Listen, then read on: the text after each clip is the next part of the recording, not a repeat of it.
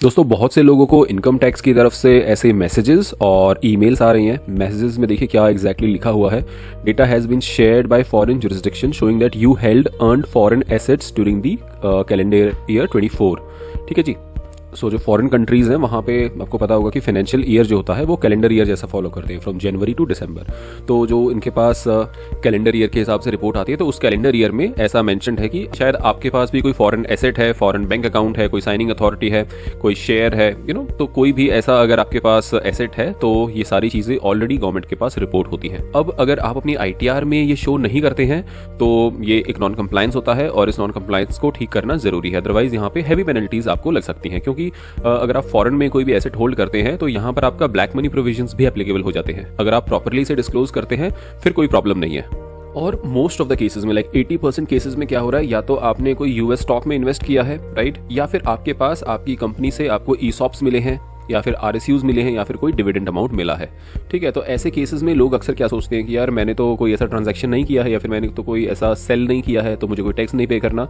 But ऐसा नहीं है। इनकम टैक्स के प्रोविजंस के हिसाब से यहाँ पर आपका डिस्क्लोजर मैंडेटरी है। तो एक बार इस कॉन्सेप्ट को समझते हैं और फिर मैं आपको दिखाऊंगा कि ITR में आपको किस तरह से ये पूरा डिस्क्लोज करना है, क्योंकि दोस्तों कॉन्सेप्ट्स को समझना यहाँ पे बहुत जरूरी है। विदाउट कॉन्सेप्ट्स अगर मैं नॉर्मली आपको ITR में बताऊंगा तो शायद उतना बेनिफिशियल ये नहीं रहेगा। सो नॉर्मली देखिए जो फॉरेन एसेट्स हैं नॉर्मल किसी व्यक्ति के पास RSUs, ESOPs, ESPPs या डिविडेंड के थ्रू आते हैं। सो RSUs क्या होते हैं? ये होते हैं restricted stock units. Basically companies आपको RSUs अलॉट करती हैं और कुछ समय के बाद ये वेस्ट हो जाते हैं, और उस समय जब ये वेस्ट हो जाते हैं आपके पास तो इन दैट केस ये आपकी टैक्सेबल इनकम बन जाती है और आपकी कंपनी, आपका जो भी ऑर्गेनाइजेशन है वो इसे सैलरी इनकम में शो करता है। यानी दोस्तों जैसे ही आपकी इनकम हुई आपकी सैलरी में के थ्रू इस पे टैक्स लग गया, लेकिन यहाँ पे ITR में इसका डिस्क्लोजर जरूरी है अंडर फॉरेन एसेट्स। दूसरी बात, अगर आप बेच रहे हैं नहीं बेच रहे हैं उससे फर्क नहीं पड़ता है दोस्तों, यहाँ पर डिस्क्लोजर बहुत जरूरी है। जब आप इसे सेल करते हैं, मान लीजिए आपके पास जो स्टॉक वेस्ट हुए हैं RSUs के थ्रू, आप उसे सेल करते हैं तो जो भी आपका सेल प्राइस है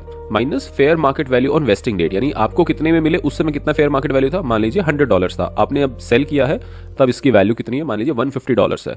इन दैट केस आपको जो गेन हुआ है $50 उस पर आपको टैक्स पे करना पड़ेगा। कौन सा टैक्स पे करना पड़ेगा? Capital gain tax. सो अगर आप इसे होल्ड करते हैं मोर देन 24 मंथ्स तो आपको लॉन्ग टर्म टैक्स पे करना है।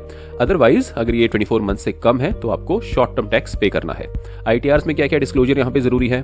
सबसे पहली बात, schedule foreign assets, schedule FA, यहाँ पे आपके फॉरेन एसेट्स, फॉरेन शेयर जो भी आपने होल्ड किए हैं वो डिस्क्लोज करने रहेंगे।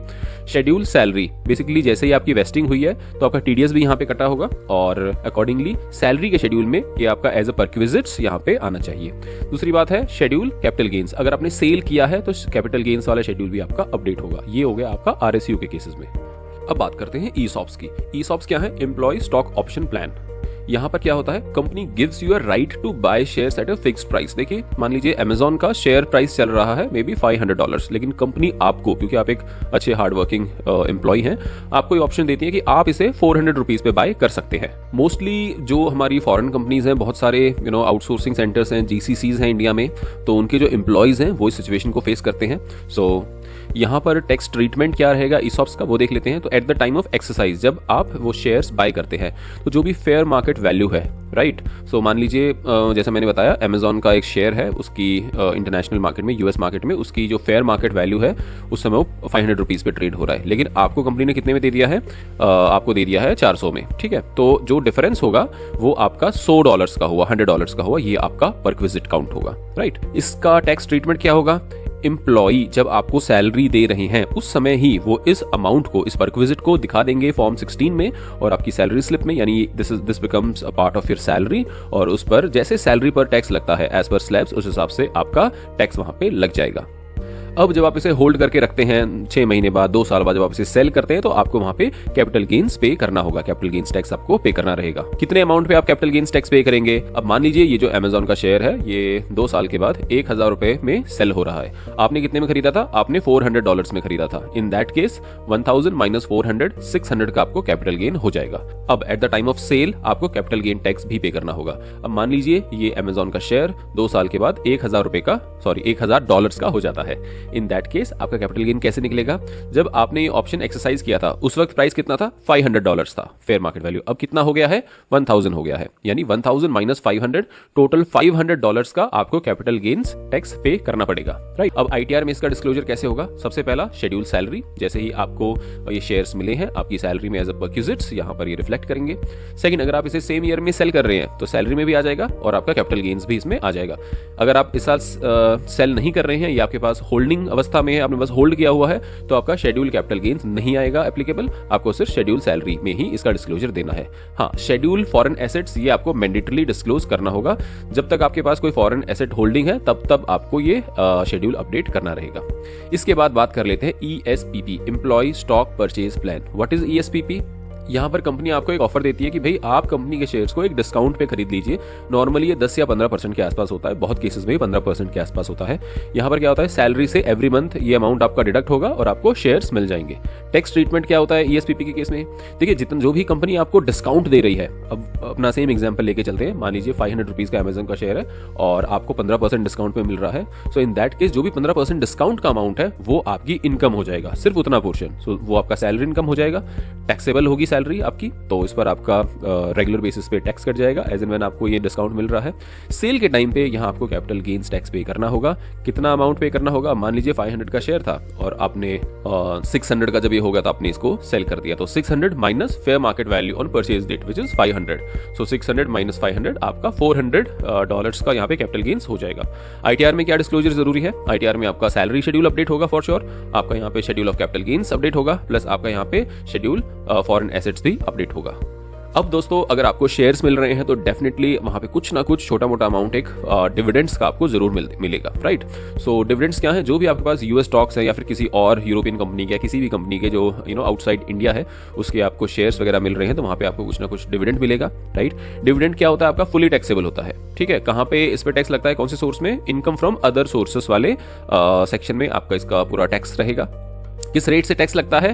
टैक्स रेट लगेगा आपका स्लैब रेट के हिसाब से। अब दोस्तों, बहुत सारे केसेस में क्या होता है, फॉरेन टैक्स ऑलरेडी पे कर दिया जाता है। एग्जांपल लूं अगर मैं यूएस का, तो अगर आपके पास यूएस कंपनी के कोई डिविडेंड आया है, कोई स्टॉक्स आया है, कोई भी इनकम हुई है, तो इनकम के साथ ही आपके कुछ शेयर्स को वो सेल कर देते हैं हाथ के हाथ, और उस सेल प्रोसीड से जो भी आपका टैक्स होता है उस इनकम पे वो पे कर दिया जाता है। मान लीजिए 25-30% के आसपास के जो शेयर्स है इमीडिएटली सेल करके ये आपका टैक्स पे कर दिया। अब क्या इस इनकम पर 2 बार टैक्स लगेगा? देखिए, अगर आपका यूएस में भी टैक्स पे हो गया है, राइट, और आपके कंपनी ने पेरोल पर भी टैक्स लगा दिया है, तो ये डबल टैक्सेशन का केस हो जाता है। लेकिन double tax avoidance agreement DTAA के तहत आप जो भी आपने यूएस में टैक्स पे किया हुआ है उसका टैक्स क्रेडिट ले सकते हैं। सो टैक्स क्रेडिट लेने के लिए आपको फॉर्म 67 फाइल करना। सो दोस्तों, हमें कैसे पता लगेगा कि हमारे पास कितने ESPPs हैं, कितने हमारे पास ESOPs हैं? तो इसके लिए आपकी ऑर्गेनाइजेशन, आपका एम्प्लॉयर आपको एक रिपोर्ट देता है। ये रिपोर्ट किसी भी फॉर्मेट में हो सकती है, लेकिन कुछ बेसिक चीजें यहाँ पे हमें देखने को मिलती हैं। सबसे पहले आपको अलग अलग टैब्स मिलेंगे। सो फॉर एग्जांपल अगर मैं बात करूं तो ESPP सेल्स का एक टैब बना हुआ है, तो यहाँ पे कोई भी सेल नहीं की गई है, तो एम्प्लॉय को जैसे ही मिलते हैं अपने ESPPs वो रखते हैं संभाल के, वो सेल नहीं करते हैं। एक होती है विड्रॉल रिपोर्ट, तो ये देखिए कोई भी यहाँ पे विड्रॉ भी नहीं हुआ है।